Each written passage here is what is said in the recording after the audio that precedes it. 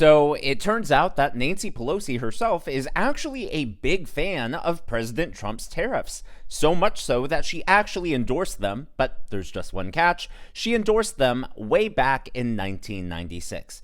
Now, some of you are probably saying, well, Daniel, how can you say she possibly endorsed Donald Trump's tariffs 29 years before they happened? Well, I would just ask you to look at the video and listen to her language where she talks about reciprocity and reciprocal tariffs, which, if you think about it, is exactly what President Trump's tariffs are. But if we just want to take up this issue on the basis of economics alone, indeed, China should not receive most favored nation status for several reasons that I'd like to go into now. I'd like to call the attention of our colleagues to this chart on the status quo that the business community is asking each and every one of us to endorse today. Right now, we have a $34 billion trade deficit with China, the 1995 figure. It will be over $40 billion for 1996. Since the Tiananmen Square massacre, this figure has increased 1,000%, from $3.5 billion then to about $34 billion now.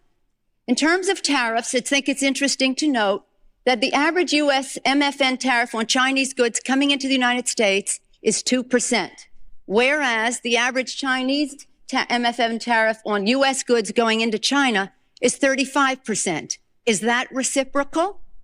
On exports, China only allows certain industries into China, of U.S. Industries into China, and therefore only 2% of U.S. exports are allowed into China. On the other hand, the U.S. allows China to flood our markets with a third of their exports, and that'll probably go over 40%.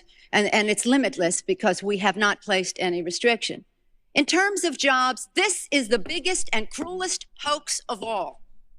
Not only do we not have market access, not only do they have prohibitive tariffs, not only are our exports not let in very specifically, but China benefits with at least 10 million jobs from U.S.-China trade.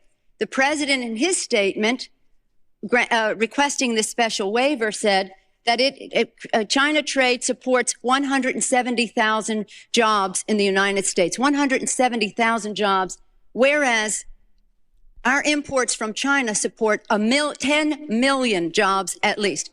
Fact is that U.S.-China trade is a job loser. Now, I don't know about you, but to me, Nancy Pelosi sounds a lot like President Trump sounds today. Yeah, she sounds as if she's MAGA. If you agree, leave a comment down below saying Nancy Pelosi loves President Trump's tariffs. If you disagree, or if there's some sort of context or historical perspective that I'm missing because I was too young when that happened, feel free to school me down in the comments. But personally, I think the video and Pelosi's words speak for themselves. And I can't believe I'm going to say this, but Nancy Pelosi was 100% right. But the problem is, it's gotten a lot worse. We now face a $300 billion annual trade deficit with China, and it's only going to get worse if we don't do anything. And that's exactly why President Trump enacted and is now enforcing his tariffs. But, you know, for all the freaking out that the media and Democrats are doing right now, these tariffs are reciprocal tariffs, right? They are only half the rate of what other countries are charging us. And, you know, for any country doing 20% or less, it's a blanket 10% tariff. So if the countries don't like this, all they have to do to fix it is get rid of their tariffs. It's really funny, it's really rich that all the people criticizing Trump's tariffs, which again are reciprocal, have nothing to say, nothing negative to say about all the other countries in the world charging imbalanced tariffs on our goods. I mean, Nancy Pelosi was just talking about it right there. So it is really rich. And it's not just about the production overseas. It's also about sending our technology overseas. And as we know, China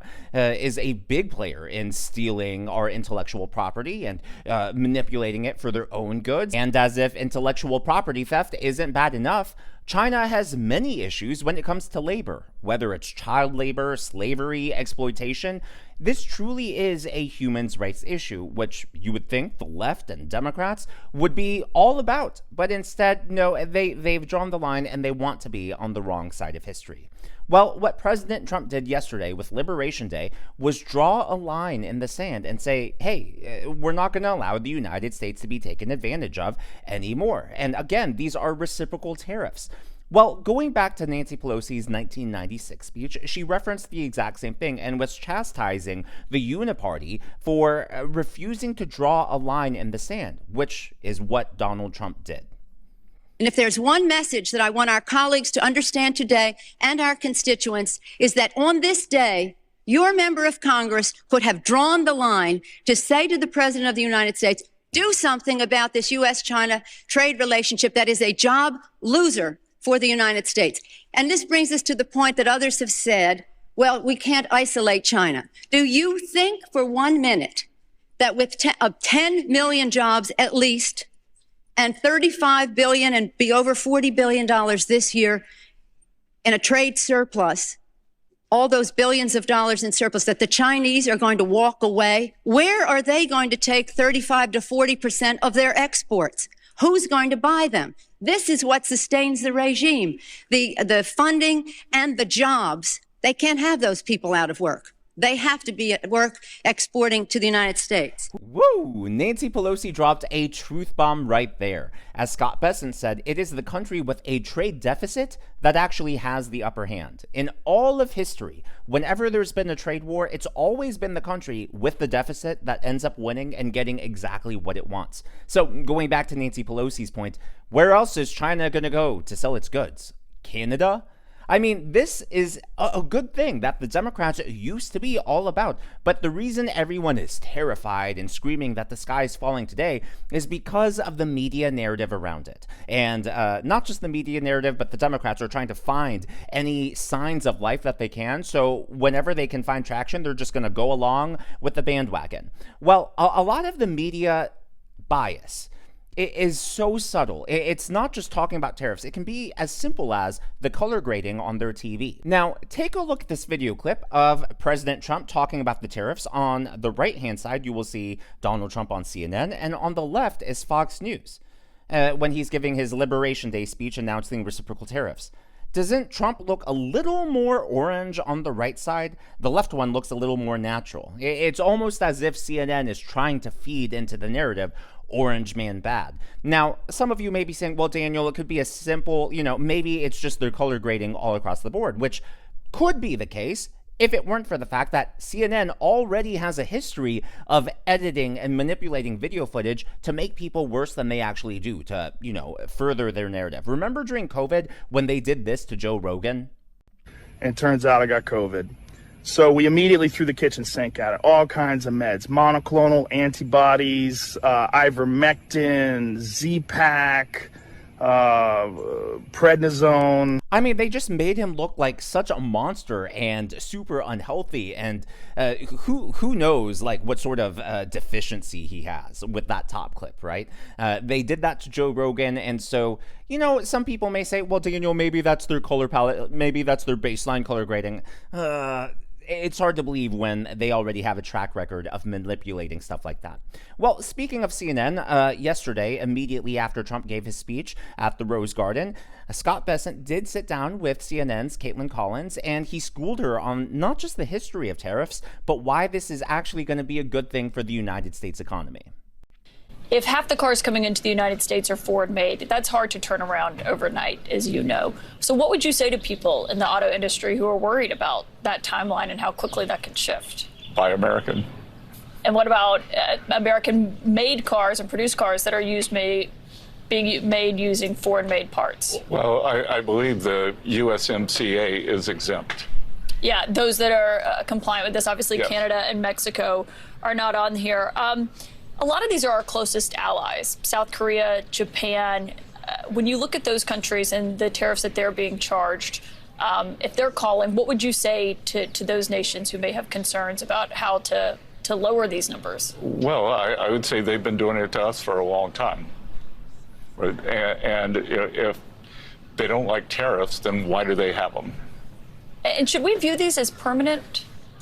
I think we're going to wait and see how this plays out.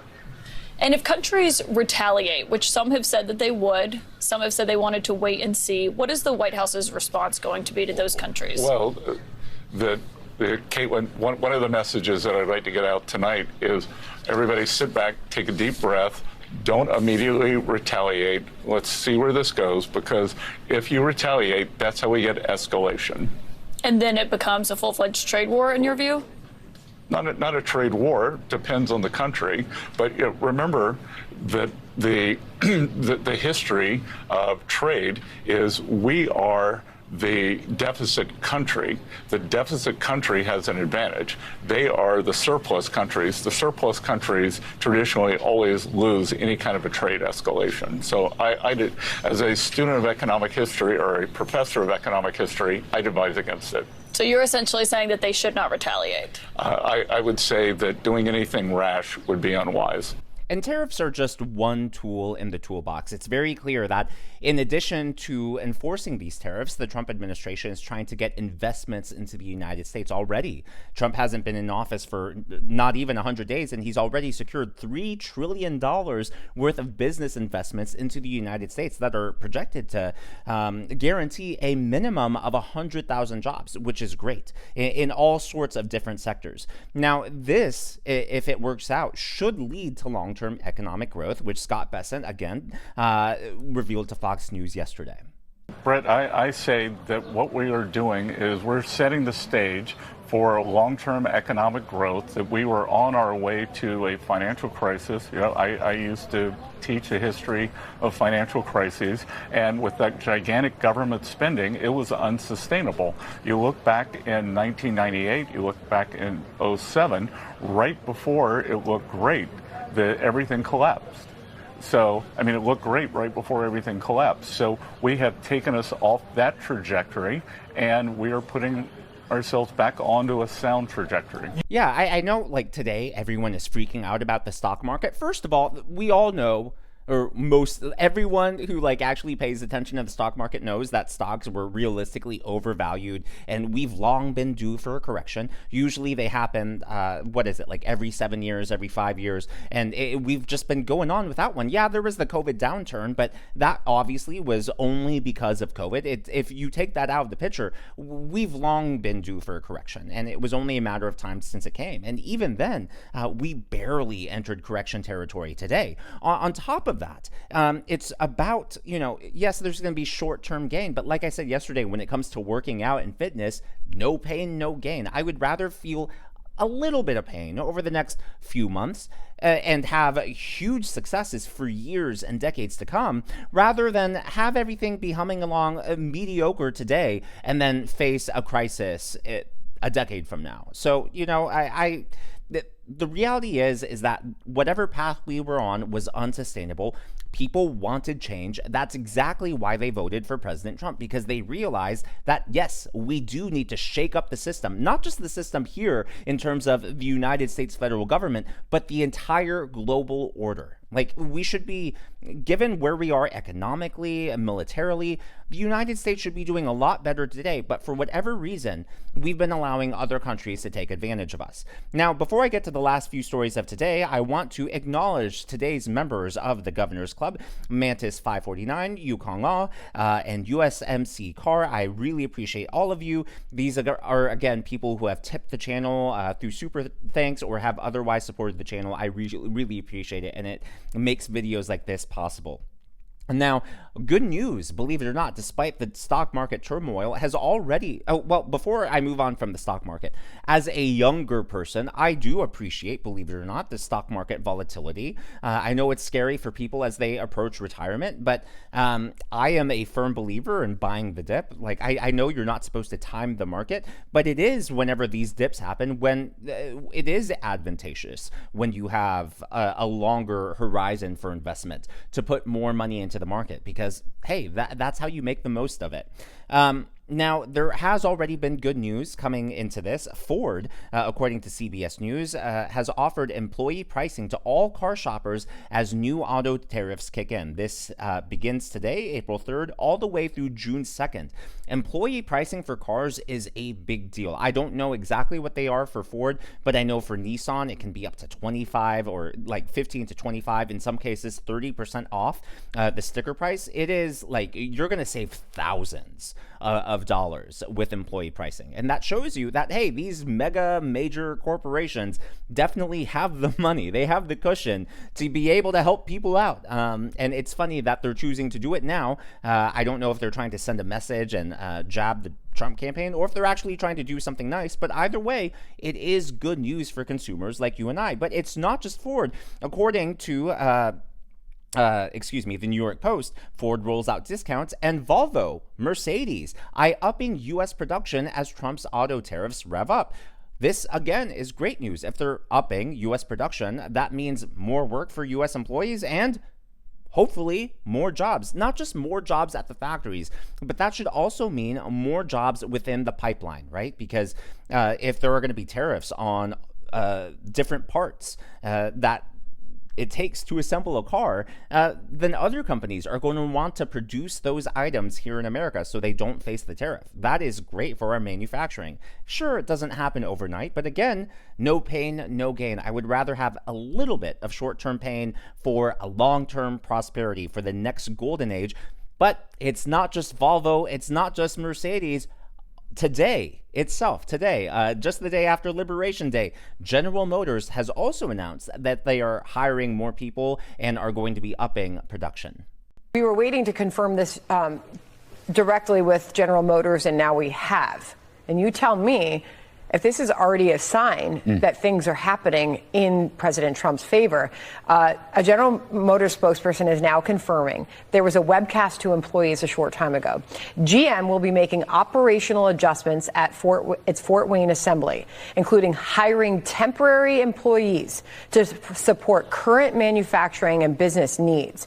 We continuously update and revise production schedules as part of our standard process of evaluating and aligning to manage vehicle inventory. This after initially Reuters was reporting on that webcast that they're going to be adding overtime hours for their employees, and they're going to be bringing some of that. They're going to be increasing the production of their light duty trucks at that American facility. So yeah, that is really good news. It is, I think, a sign that things are already happening despite all of the media outcry over the stock market. We all know the stock market will eventually recover. It's not about trying to time the market. It is about time in the market. And historically, it has always gone up. Now, of course, historical performance is not a promise or a guarantee of future performance, but as long as the fundamentals of the economy are strong, we can all expect and bet on the stock market. Personally, I would never want to bet against the American economy. Now, last story of the day, President Trump himself was asked about all of this, and he just revealed, breaking within the last hour, that apparently every country has already called the White House, either asking for exemptions or asking what they can do. And to me, this is good because that brings people to the negotiating table, which isn't that what we want? And those tariffs have come in, and every country's called us. That's the beauty of what we do. We put ourselves in the driver's seat. If we would have asked some of these countries, almost most of these countries, to do us a favor, they would have said no. Now they'll do anything for us. But we have tariffs, they've been set, and it's going to make our country very rich. But are you open to deals with these countries if they're calling you? Well, it depends. If somebody said that we're going to give you something that's so phenomenal, as long as they're giving us something that's good. For instance, with TikTok as an example, we have a situation with TikTok where China will probably say, we'll approve a deal, but will you do something on the tariff? The tariffs give us great power to negotiate.